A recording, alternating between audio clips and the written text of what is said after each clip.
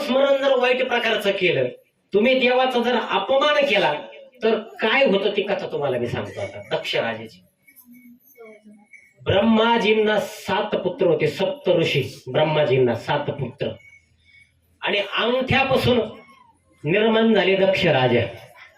7 ऋषी पैकी होते बरं का, ब्रह्माजीचे पुत्र होते दक्ष राजा. आणि त्या दक्ष राजांची पत्नी होती प्रसूती राणी, स्वयंभू मनुची मुलगी. आता तो दक्ष राजा राज्य करीत होता बृहस्पती नगरीमध्ये. कोणत्या नगरीत? बृहस्पती. आता तुम्ही ही कथा ऐकलेली, पण आज तुम्ही म्हणशाल बाई बाई बाई एवढ्या जवळ तरी मला माहित नाही, मी कितका वेळा तिथं गेले ना. आता पहा तुम्हाला मी सगळं उलगडून सांगतो. ही कथा आलेली आहे काशी खंड कथासार मध्ये, अध्याय क्रमांक 66, 67, 68. घरी गेल्यावर एवढाच अध्याय उचकायचा. काशी खंड कथासार 66, 67, 68 मध्ये आलेली ही कथा आहे. बृहस्पती नावाची नगरी होती दक्ष राजाची. बर, आता इथं आपल्या परिसरामध्ये एक देवीचं ठिकाण आहे, लासूरचं. कोण कोण गेले हात वर करा बरं. लासूरला, हा, लासूरच्या देवीला, दाक्षायणी मातेला. वा वा, टाळ्या होऊन जाऊ दे एकदा यांच्याकडे. बर, काय बरं तिथं मला सांगा बरं. आता देवीचं ठिकाण आहे ना तिथं, कोणती देवी?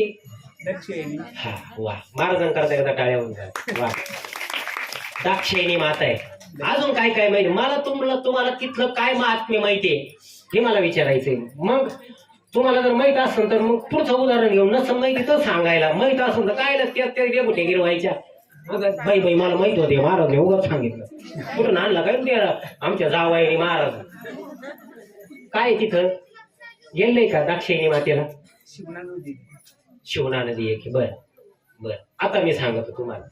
आता माझे सांगायला काय असतं की एखाद्या 4-5 जणी गल्लीत जर बसल्या एकत्र, 4-5 जणी, आता 4-5 जणी एकत्र बसल्यावर यांच्या गप्पा काय राहत्या?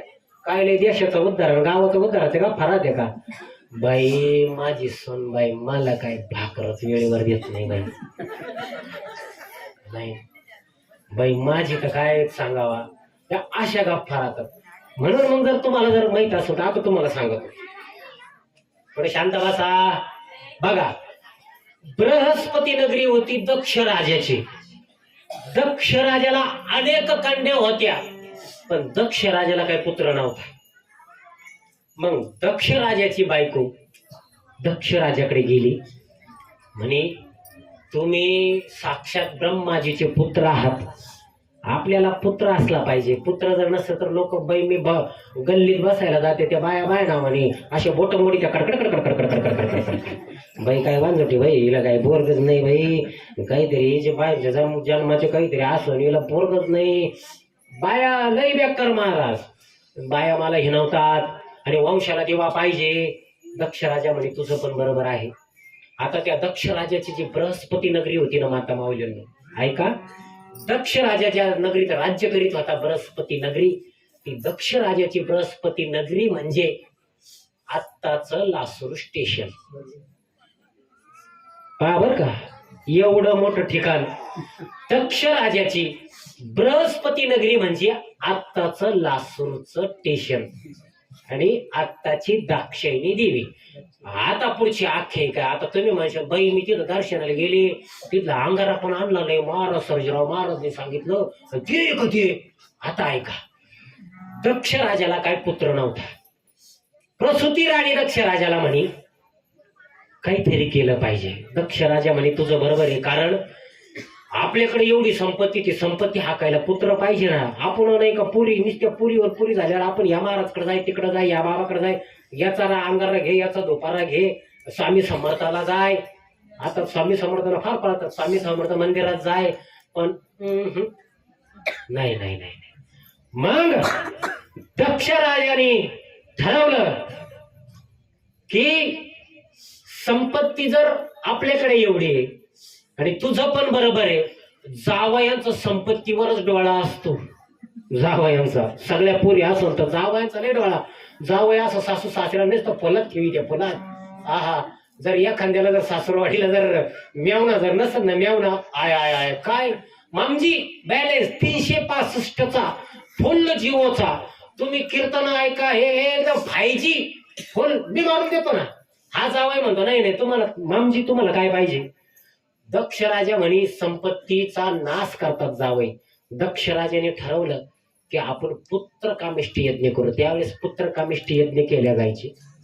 आपण पुत्र कामिष्टी यज्ञ करू म्हणे. बरं बरं काही हरकत नाही. त्यांनी पुत्र कामिष्टी यज्ञ करायचं ठरवलं आणि पुत्र कामिष्टी यज्ञ करायचं ठरवल्यानंतर त्या ठिकाणी जे दक्ष राजाचे कुलगुरू होते दधीची ऋषी, त्यांचं आगमन झालं. आता त्यावेळेची ऋषीमुनी म्हणजे आणि कुलगुरू म्हणजे अंतर्यामी होते. हा, आजकालचे नाही सर्जेराव मार्ग. आता तुमच्या मनात काहीतरी मला थोडी ओळखते या नाही, एवढं नाही, थोडंफार येतं आपल्याला पण एवढं पण नाही. दधीची ऋषीने लगेच ओळखलं, कुलगुरू होते. आणि त्यावेळेस कुलगुरूला विचारल्याशिवाय काही केल्या जात नव्हतं. त्यावेळेस घरातला जर मोठा मुलगा असन, घरातली जर 2-3 जर जावा असन, 2-3 जावा, जावा 2-3, तर मोठीच्या हातात घरातल्या इथं इथं खोसायच्या त्या किल्ल्या अशा, आणि अशी ती छम्मक छम्मक चालायची. कारण घरातल्या चाव्या इथं असायच्या ना, लय मान मोठीला, आणि तिच्या हातात सगळ्या चाव्या. मोठीकडे घरातला सगळा व्यवहार असायचा. हा, मधलीकडं कोणाकडे पाहुण्या रावळ्यात लग्नाला जायचं तर मधल्याकडे असायचं ते. लहाने बिचारी आपले आले पाहुणे घस भांडे धुई कबाशा, आले पाहुणे घस भांडे धुई कबाशा, लहानी हेलपट्या मारू गेली. तसं यामध्ये तुम्हाला सांगतो, दधीची ऋषींनी सांगितलं की तुम्ही आधी काय करा, मुलींचं स्वयंवर करा आणि त्यानंतर पुत्रकामिष्टी यज्ञ करा. आता दधीची ऋषींनी कुलगुरूने सांगितलं त्यावेळेस ऐकलं जायचं. घरात सुद्धा मोठ्या भावाचं ऐकलं जायचं. आता घरामध्ये तुम्हाला सांगतो, 2 भाऊ असेल तर प्रत्येकाचे मत वेगवेगळे. हा म्हणतो नाही असं करायचं, तो म्हणतो नाही तसं करायचं. पूर्वी घरात जर आमची 9वारी साडेवाल्या जर म्हाताऱ्या जर असल, तिनं अगदी कपाळभर मेण लावून मेणावर कुकू जर टाकलेला असल आणि एवढी लांबपर्यंत तोंडापर्यंत जर नत असल, आणि आमची म्हातारी आजी जर घरात बसली, काय टाप आहे सुनबाईची बाहेर यायची. हा, आताच्या सनसिल्कचा जर शॅम्पू लावला ना, असे वाकडे केस करतील, मध्ये खटका लावायची, उधळत चालते. नाही. आणि बिचारी आमची सासू बाई बिगर भाकरीची कोपऱ्यात बसेल, अशी पाहतीन ग बसती. काय करीन बिचारी. आजकाल अवघड झालं महाराज. आमच्या आयांना वेळेवर भाकर मिळाली तेच खूप झालं. अवघड आहे महाराज. नाही सांगणार आहे मी, हे पण बोलणार आहे मी. नाही. आमच्या अँड्रॉइड व्हर्जन सुना म्हणजे माझ्या बहिणी कुठं चालले हे पण मी सांगणार आहे. कारण एवढा जो अट्टहास आपण करतो ना, याच्यातून काय घ्यायचं आपल्याला हे गरजेचं आहे. नाही तर काय सर्जेराव महाराज झाले.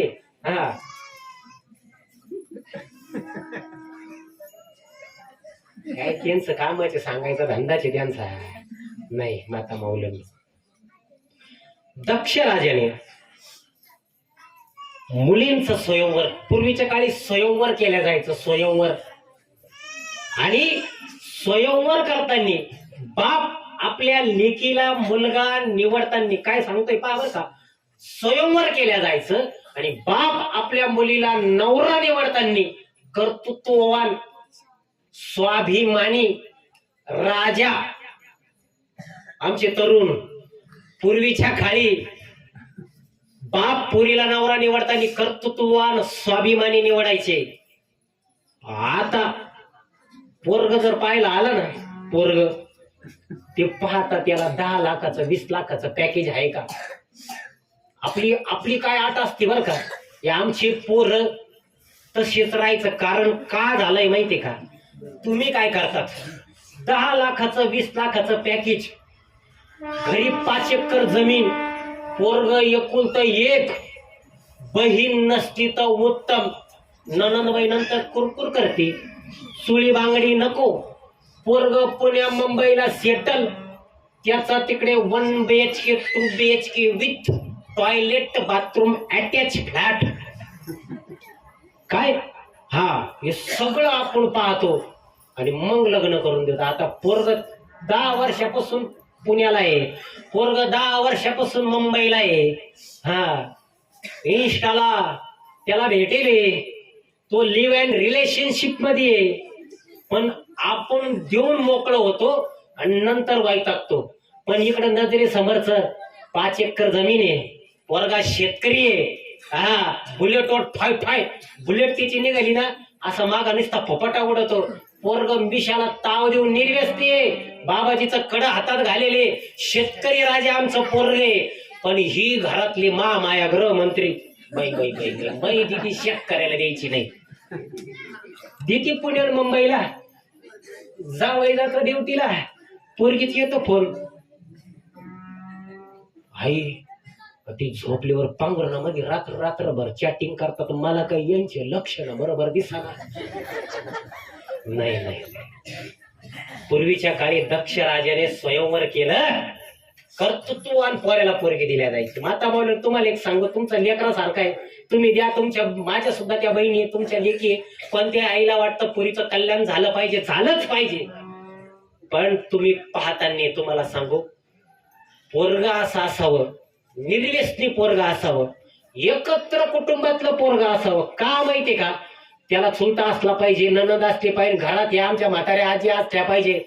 तुम्ही पहा, घरात जर दिदी असेल कॉलेजला जाणाऱ्या, आणि घरात जर तुमची सासूबाई म्हातारी 9वारी लोगडेवाली असेल, रविवारच्या दिवशी तिला कॉलेजला सुट्ट्या असतात, तिला शॅम्पू केला आणि केस मोकळे सोडून जर बाहेर निघाली, म्हातारी पहिली म्हणते, ए भावाने पुढे निघाली वधडत बशी था, चापून चुपून तेल लावून वेणे आवळून एक आंबाडा घाली ती. हे संस्कार आहे. घरात चुलता असन त्याचं लक्ष राहतं, एकत्र कुटुंब असन लक्ष राहतं. तुम्ही देतात ज्याला कोणीच नाही, गडबड मग तिथं होती. आपण ते करतोय. म्हणून शेतकरी पोरगा असला तरी चालेल, कर्तृत्वान असावा, लात मारीन तिथं पाणी काढणारा असावा. नाहीतर काय घालील लोटांगण वंदिन चरणम. नाही नाही नाही नाही. आमच्या या आता बऱ्याचशा शेतकरी कुटुंबातले कसं तेज आहे माझ्या बहिणींच्या चेहऱ्यावर, पहा बरं. हा हा, हे नाहीतर काय 1 BHK 2 BHK शेजारी कोणी माहित नाही, घरातच बसते लावून कडी लावून. पाहुणे आले का तिला असं वाटतं कवा जाईन, हा मी कवा इंस्टावर जाईन, तो वाट पाहत राहतो ना. म्हणून दक्ष राजाने स्वयंवर केला आपल्या मुलींचं, आणि स्वयंवर केल्यानंतर त्यांनी आपल्या मुली दिल्या. अग्निदेव, नैऋत्यदेव, त्यानंतर वरुणदेव, चंद्रदेव, समीर आणि शंभू महादेव हे जावई. दक्ष राजाचे जावई काही साधे सुधे नव्हते. हा, जावयाचा कसा दरारा होता.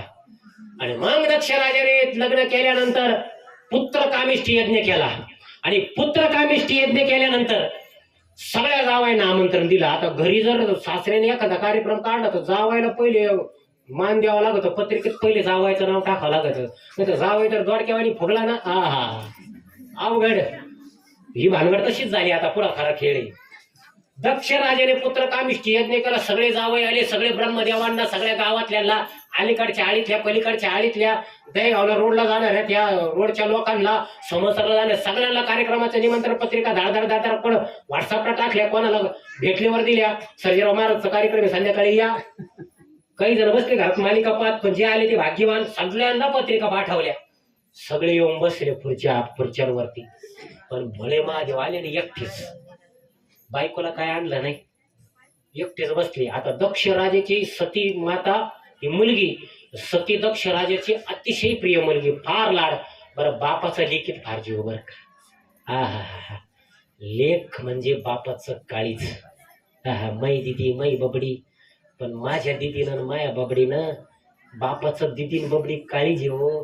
पण त्या बबडीनं त्या दिदीनं 4 चौघात हल्ली 1-2 वर्षात बापाला खाली पायला लावला त्या दिदीने. नाही नाही नाही नाही, माय बहिणींनो, माय दिद्यांनो, नाही रे. अगं तू जन्माला आली ना, अगं त्या बापानं गावभर साखरपणा वाटली तिथे. अगं तू जन्माला आली ना, तो काय म्हटलं माहिती का, बाप पहिली बेटी धन की बेटी. माझी छकुली जन्माला आली. पण दिदे नाही, दिदे नाही. दिदे तुला सांगू, दिदे तुला स्वयंपाक करताना आला तरी चालेल दिदे. अगं तिथे तुला घास कापताना आला तरी चालेल दिदे. तुला पोळ्या लाटताना आले तरी चालेल दिदे. तुला धुणं धुताना आलं तरी चालेल. स्वयंपाकात आईला कुठली मदत करता आली नाही तरी चालेल दिदे. तुला घरातलं कुठलं काम करताना आलं दिदे तरी चालेल. पण माझी दिदी एक गोष्ट लक्षात ठेव. तुला घास कापताना आला तरी चालेल. तुला एखादी भाजी करताना आली तरी चालेल. तुला पोळ्या करताना आली तरी चालेल दिदे. पण दिदे एक गोष्ट लक्षात ठेव. तुझ्या जन्मदात्या आई वडिलाची मान चार चौघात खाली झुकरणार असं कुठलं कृत्य दिदे तू करू नको. दिदे पहाडासारखा बाप आहे ग तुझा. अगं बापाच्या कधीतरी तिथे धुणं धुतल्यानंतर चोरून बापाची अंडरपॅन्ट बघ. 2 ठिकाणी बोसके अंडरपॅन्ट. कधीतरी धुणं धुतल्यानंतर आईने वल्लीवर धुणं वाळूत घातलेलं असताना तिथे चोरून बघ. बापाच्या बनेला 8 ठिकाणी छत्रे पडले. पण तू कॉलेजला जाते तुला ब्रँडेड कपडे घालण्याकरता तो बाप तुला चांगला ड्रेस घेतो दिदी. तो स्वतःला कपडे तो बाप घेत नाही. तो त्याला 4 चौघात. अगं बापाला काही नकोय त्याची कॉलर टाईट पाहिजे बस दिदे. एकच विनंती दिद्यांनो आपल्या बापाला तुमचं कन्यादान करू द्या. आपल्या बापाला कन्यादान करू द्या बस. महाशिवरात्रीचा केलेला आता सफल झाला. काय पाहिजे पण नाही त्याच्याशिवाय मी जगू शकत नाही. नाही अरे काही पोरींना पोलीस स्टेशनला बापाला उभं केलं. बापाला पोलीस स्टेशनला. अगं तो बाप तुझ्या करता राबला. त्या बापाला तू पोलीस स्टेशनला रडवलं भावंदन देख. नाही त्या दक्ष राजाची ती अशीच लेख होती सती. सतीला महादेवानं आणलं नाही. बाप चालत गेला आणि महादेवांना बोलायला लागला. तुम्हाला काही कळतं का नाही. कुठल्याही कार्यक्रमाला बिगर बायकोचं जाऊ नये. सपत्नीक जावं हे शास्त्र सांगतं. तुम्ही एवढे मोठे महादेव असून तुम्हाला काही कळत नाही का. महादेव पाहतायत आणि सगळ्यांच्या देखत आपल्याला आपला सासरा बोलतोय. सगळे देव बसले. महादेवाचे साडू म्हणजे दक्ष राजाचे जावई सगळे देव सगळे ऋषी मुनी बसले. बरं महादेवांचा अधिकार काही साधा नाही. त्रिदेवापैकी एक. पण सासरे बोलतायत महादेव ऐकतायत. चूक झाली म्हणे तुम्ही सतीला आणला नाही. तुम्ही एवढे मोठे तुम्हाला काही अक्कल बिक्कल आहे का नाही. खूप लागण ते बोलले. महादेवांना वाटलं आपण यांच्या लेकीला नाही आणलं. बापाचा राग आहे ठीक आहे ऐकून घेतलं. पण दक्ष राजा एवढ्यावर थांबले नाही. माता मावल्यांनो दक्ष राजा एवढ्यावर थांबले नाही. दक्ष राजा म्हणे वशिष्ठ ऋषी तिथं होते. वशिष्ठ ऋषींना दक्ष राजाने सांगितलं की यांना या पुत्र कामिष्टी यज्ञाचा प्रसाद सुद्धा द्यायचा नाही. दक्षिणा वाटायला सुरुवात झाली. सगळ्या देवांना दक्षिणा वाटली. जावयांचा मानपान केला. जावयांना ऋषीमुनींना आलेल्या देवदेवत्यांना सगळ्यांना दक्षिणा वाटली. महादेवांना वाटली नाही. बघा 4 चौघात जर सगळ्यांना टोपी उपरणे दिले आणि तुम्हाला जर सगळ्यांना दिले शेजारी तुम्हाला जर तसं ठेवलं तर तुमचा किती मोठा अपमान आहे. महादेवांना काहीच दिलं नाही. बरं एवढं करून दक्ष राजा थांबले नाही. दक्ष राजाने तो यज्ञाचा प्रसाद सुद्धा महादेवांना दिला नाही. महादेवांना वाटलं काही हरकत नाही. राग आलेला आहे. शांत व्हाय. सगळे गेल्यावर का होईना आपल्याला देईन. पण दिलं नाही. बरं तिथं नंदी महाराज होते. शिवगण. आता तिथं नंदी महाराज होते. नंदी महाराजांना आपल्या यष्टांचा आपल्या देवाचा अपमान कस काही सहन होईल. नंदी महाराजांना अपमान सहन नाही झाला. नंदी महाराजांना अपमान सहन नाही झाला. नंदी महाराजांनी काय केलं. नंदी महाराजांनी काय केलं. नंदी महाराज त्या ठिकाणी दक्ष राजाला नंदी महाराजांनी शाप दिला. तुम्ही माझ्या देवाचा अपमान केला. तुम्ही 1000 वर्ष जमिनीवर प्रेत रूपी पडशाल. नंदी महाराजांनी शाप देऊन टाकला दक्ष राजांना की तुम्ही 1000 वर्ष तुम्ही प्रेत रूपी पृथ्वीवर वरती पडशाल. तिथं भृंग ऋषी होते. भृंग ऋषींनी पाहिलं, शाप दिला. नंदीला बोलायला लागले, नंदी अरे तू कुणाला शाप देतोय? ज्यानं त्या राजाला तू शाप देतोय, दक्ष राजांना शाप देतोय, मी पण तुला शाप देतो. काय? नंदीला सुद्धा त्या ठिकाणी ऋषींनी शाप दिला की लोक तुमचं दूध पिळून तुमच्या दुधावर पैसे कमवतील आणि स्वतःची उपजीविका करतील. तेव्हापासून आपण गायांचं दूध पिळतो आणि ते दूध नेऊन विकतो. आणि तुम्ही खाल्लेलं अन्न पुन्हा एकदा पोटामध्ये वक्षाल आणि परत ते खाशाल. त्याला नाव पडलं रवंत करणे. म्हणून गाया जनावर खाल्लेलं पुन्हा वागतात आणि पुन्हा रवंत करतात. तेव्हापासून तो शाप ऋषींनी दिला. तेव्हापासून जनावर रवंत करतात. तो शाप दिल्यानंतर वीरभद्र घंटाकर्ण संतापले. त्यांनी सांगितलं, तुम्ही आमच्या इष्टांचा अपमान केला, ध्यानात ठेवा, हा यज्ञ सफल जाणार नाही. आम्ही रक्तपात करू आणि दक्ष राजांचा रक्ताने आणि तुमच्या रक्ताने यज्ञाला अभिषेक घालू, तरच आम्ही राहू. पाय आपटीच महादेवन ते त्या ठिकाणी त्या यज्ञातून निघून गेले. सगळेजण निघून गेले. यज्ञ झाला. यज्ञ झाल्यानंतर दक्ष राजाने देवांना विचारलं, ह्या यज्ञाचं फळ काय? विचारलं, यज्ञाचं फळ काय? देवांनी सांगितलं, तुम्ही तुमच्या जावयाचा अपमान केला. तुम्ही तुमच्या जावयाचा, बरं तो जावई काही साधा सुद्धा नाही, त्यानं हलाल नावाचं विष पचवलं आणि महादेवांकडे कामे सृष्टीचा संहार करण्याचं तुम्ही त्या देवाचा अपमान केला. पण तरीही तुम्हाला यज्ञाचं फळ मिळेल. तुम्हाला 2000 पुत्र प्राप्त होतील. पण ते पुत्र तुमच्या आनंदाचे नाही तर दुःखाचे कारण होतील. काळ गेला, काळामागून काळ गेला, काळ सरला. काळामागून काळ सरला. काळामागून काळ सरल्यानंतर दिलेल्या वरदानातून 2000 पुत्र प्राप्ती दक्ष राजाला झाले. दक्ष राजा प्रचंड खुश झाला. राजस्थानीचे पेढे वाटले, कलाखंड वाटला, जिलेबी वाटली, अगदी खुश. दक्ष राजा खुश झाला. त्याला वाटला आता बस. पण तुम्हाला सांगतो, जसे जसे दिवस गेले आणि एक दिवस नारद मुनी आले तंबोरा घेऊन. नारायण श्रीमन नारायण, श्रीमन नारायण नारायण नारायण. नारायण नारायण करीत नारद मुनी दक्ष राजाच्या नगरीमध्ये आले, म्हणजे लासूरला आले. आणि आल्यानंतर दक्ष राजाला भेटले आणि त्या 2000 पुत्रांना भेटायला महलामध्ये गेले. आणि नारद मुनी कळीचा नारद मुनी का नाव पडलं आता ती कथा इथे आहे, बरं का, कान देऊन ऐका. हे तुम्हाला माहिती आहे गोष्टी, पण कशामुळे काय ही भानगड माहित नाही. नारद मुनी आले, 2000 पुत्रांना भेटायला गेले. आता जो माणूस चांगला आहे तो तसंच त्यांना सांगेन ना. आता मी महाराज आहे, माझ्या संगतीमध्ये, वारकऱ्यांच्या संगतीमध्ये, भजनांच्या संगतीमध्ये, टाळकऱ्यांच्या संगतीमध्ये किंवा इथं दररोज आरती करणाऱ्या माता भगिनींच्या संगतीमध्ये ज्या माता भगिनी येईल त्या परमार्थाच्या मार्गाला जातील का वाम मार्गाला जातील? परमार्थाच्या मार्गाला. डवळ्या शेजारी बांधला पवळा वाणत नाही पण गुन्हा. तुम्ही जर वाईटाच्या संगतीला जर राहिला तर तुम्ही तसेच होणार. बरोबर.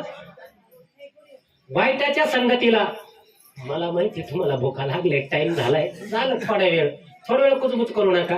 मग काय होतं, ती लिंक तुटली कधी घरात फ्यूज जर असेल त्याची लिंक तुटली की चर चर चर चर आवाज येतो ना, मग तशी भानगड होईल माझी.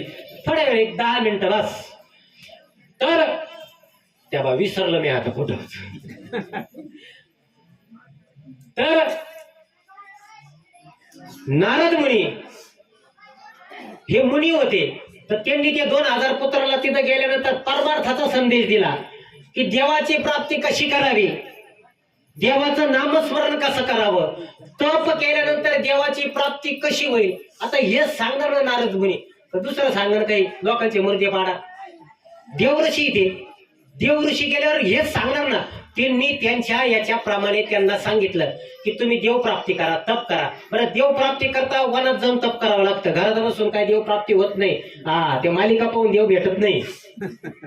त्याला विशिष्ट जागा असते. गाडी पंक्चर झाल्यावर हवा सगळीकडे, पण सगळीकडे हवा आहे, सगळीकडे गाडीचं पंक्चर काढता येत नाही, पंक्चरच्या दुकानातच जावं लागतं. तसा देव चराचरात आहे. येऊ म्हणे काष्टी पाशाने सकाळी आहे वनमाळी जिथे तिथे, जेव जिकडे तिकडे. पण देवाची सुद्धा विशिष्ट जागा असते, म्हणून अशी मंदिरं उभारावं लागतं. तसं तुम्हाला सांगतो, नारद मुनीने सांगितलं तुम्हाला तप करावं लागेल, तप करण्याकरता वनात जावं लागेल. हे पूर्ण नारद मुनीने सांगितले, गेले ना वनात निघून, झाली ना भानगड. पोरं 2000 गेले निघून. दक्ष राजाला जेव्हा बातमी कळली, दक्ष राजाची तळपायाची आग मस्तकात गेली. आता हे परत राज्य चालवायचं कोणी, जावायचेच भरोश्यावर गंमत आली ना. याचसाठी केला होता अट्टहास, पण तिच्यासाठी अट्टहास ज्याच्यासाठी यज्ञ केला तेच गेले ना वनात निघून. अहो, हे मोकर संतापलं. हे म्हणे नारद मुनीनंच कार्यक्रम केला म्हणे. म्हणून दक्ष राजाने नारद मुनीला शाप दिला, तू जसं माझ्या पोरांना देव देव करण्याकरता वनात पाठवलं आणि त्यांना वनात हिंडायला मजबूर केलं, तसं नारद मुनीला शाप देऊन टाकला, तुम्ही सुद्धा एका ठिकाणी थांबणार नाही, तुम्ही सुद्धा त्रिभुवनात तिकडे तिकडे फिरच्या. म्हणून नारद मुनीचा एका ठिकाणी ठेपा नाहीये. तसं सर्जेराव महाराजचा ठेपा आहे वारीला, तसं नारद मुनी एका ठिकाणी नाही. नारद मुनी नुसतं फिरत म्हणून राहतात. आणि त्यांना कळीचा नारद का म्हणतात ती पण कथा पुढे आहे. आता एवढा वेळ नाही आपल्याला, आता बरंच सांगायचं होतं, भस्म, डमरू, रुद्राक्षमाळा, पण आता काय वेळ असतो. बरेच उलगडे करायचे होते. भस्म का लावतात, भस्माचं महिमा काय आहे, डमरू का असतं, त्रिशूळ का असतं, रुद्राक्ष किती प्रकारचे असतात, एकमुखी, दोनमुखी, तीनमुखी. पण आमचे कॉलेज जाणारे पोरं चैनी करतात, त्याच्यामध्ये ती एकमुखी दोनमुखी घालून मोकळे होतात. मग होत्यात भांडणं, होतो ऍक्सिडेंट. घरात सुद्धा प्रपंचिक माणसाने 5मुखीच रुद्राक्ष धारण केला पाहिजे, एकमुखी दोनमुखी प्रपंचिक माणसाने रुद्राक्ष घातला ते खूप आहे आता. पण आता ते वेळ नाही ना पुरत. मग दक्ष राजाचे ते गेल्यानंतर तिने शाप देऊन टाकला. मग आता दक्ष राजाने काय केलं, पुन्हा एकदा दुसरा पुत्र कामिष्ठी यज्ञ करायला घेतला, पुन्हा बेचे पाडे. पण दक्ष राजाने ठरवलं, आता म्हणे सतीला बोलवायचं आणि त्याच्या माहेरच्या तिच्या सासरच्या लोकांना बोलवायचं नाही, त्यांच्यामुळे आगोळ झाला. आमंत्रणच द्यायचं नाही. तिथं वायुदेवता अग्निदेवता होते, म्हणे तुम्ही असं करू नका, तुम्ही त्यांना बोलवा म्हणे.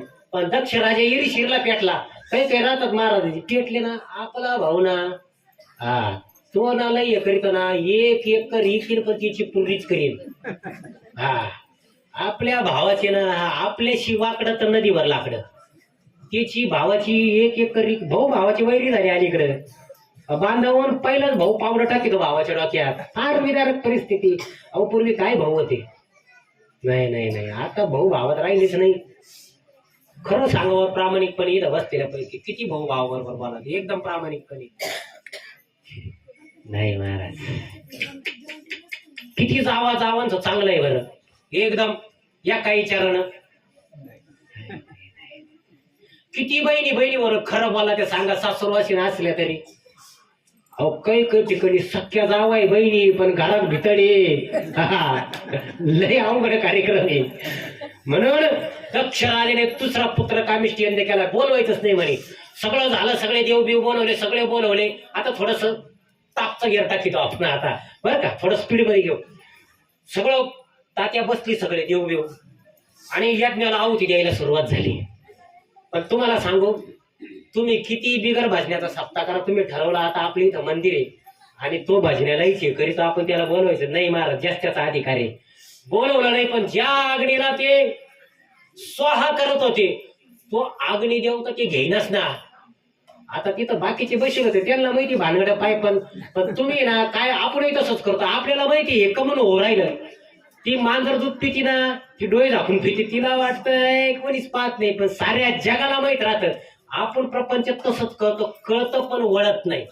आपल्याला माहिती पुढं खड्डा आहे, पण आपले इगो सब करने का, लेकिन अपना इगो हर्ट नाही करने का. माणसाचा इगो नाही. तसं दक्ष राजाने काय केलं, बोलवलं नाही, तो यज्ञ घेईनाच.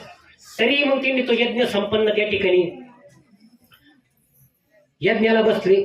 यज्ञाची आहुती द्यायचं काम चालू झालं. आता तिथं आले ना नारद मुनी. आता नारद मुनी परत नारद मुनी आले. नारद मुनीने पाहिलं इथं काय सती माता दिसना.